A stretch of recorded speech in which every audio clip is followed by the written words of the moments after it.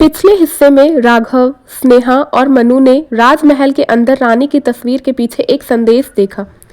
मुझे मेरे अपनों ने मारा है। जो इस राज का पता लगाएगा उसका जीवन सुरक्षित रहेगा। तस्वीर के पीछे एक छोटा सा दरवाजा था। तीनों ने दरवाजा खोला और एक गहरी सुरंग के अंदर चले गए। अंदर का रास्ता एक मेज की तरह था जिसमें हर मोड़ पर अजीब सी तस्वीरें और प्राचीन मूर्तियां थीं। स्नेहा ने एक मूर्ति के हाथ में एक छोटी सी चाबी देखी। उस चाबी के ऊपर लिखा हुआ था, मुझे इंसाफ चाहिए। राघव ने कहा, शायद ये चाबी किसी संदूक को खोलने के लिए है। मनु को समझ नहीं आ रहा था कि वो क्या करे, ये सब क्या हो रहा है, लेकिन उन्होंने चाबी अपने पास रख ली। सुरंग के आखिर में एक बड़ा कमरा था। कमरे के बीच में एक संदूक था जिस पर लिखा था, सच को जानने वाले को ये खजाना मिलेगा। मनु ने चाबी लगाई और संदूक खोला। संदूक के अंदर एक छोटा सा डायरी और एक पुरानी तलवार थी। डायरी में लिखा था, मैं रानी मीरा हूँ। मेरे अपनों ने मुझे धोखा दिया।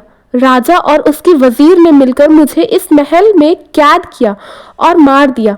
तलवार वो सबूत है जो मेरे कातिल को सजा दिलाएगी, लेकिन अगर तुम सच नहीं समझोगे तो तुम भी इस महल के बंदी बन जाओगे। तभी एक तेज आवाज हुई और अंदर एक रोशनी का तूफान सा आ गया। एक साया उनके सामने आया जो बिल्कुल तस्वीर वाली रानी का था। रानी का भूत उनसे बोला, मुझे इंसाफ चाहिए। ये तलवार लेकर मेरे कातिल के वंशज को सजा दो। राघव बोला, पर रानी, हम कैसे जानेंगे कि कातिल का वंशज कौन है? रानी ने कहा, मेरे कातिल अब भी महल के पास रहता है।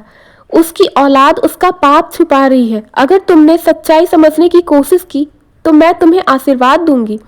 तीनों अब बाहर की तरफ भागने लगे, लेकिन महल का रास्ता खुद ब खुद बंद हो रहा था।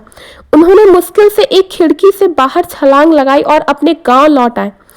अब उनके पास दो चीजें थी, एक डायरी और एक तलवार। लेकिन क्या वो सच्चाई तक पहुंच पाएंगे और क्या रानी का श्राप खत्म होगा, या उनकी जिंदगी अब रानी के राज के साथ जुड़ी रहने वाली है? अगला पार्ट चाहिए तो बताइए। कहानी अब और गहन होने वाली है।